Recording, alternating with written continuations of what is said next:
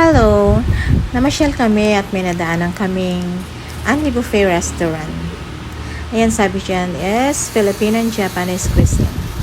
Kaya, nandun na rin lang kami, so sinubukan na namin para matry naman ang kanilang mga foods. Ayan, meron silang pansit. Nakita nyo, meron din silang sushi,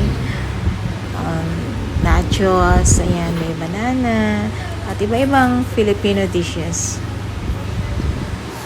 Nandiyan din kanilang soup and coffee section. At ang kanilang halo-halo bar. Ganon din ang kanilang drinks. So, alikang gawa tayo ng halo-halo. Inuna ko ng ice. At sa ibabaw yung mga ingredients. Sayang lang kasi wala yung paborito ko. Ang kanilang leche flan, ube, at saka syempre yung ice cream. Pero okay na rin kasi Anli naman. Tapos tumapon na.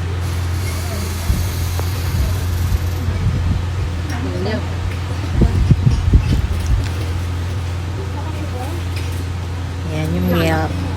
Tumapon din. At yan, nakakatuwa kasi panghuli yung sugar.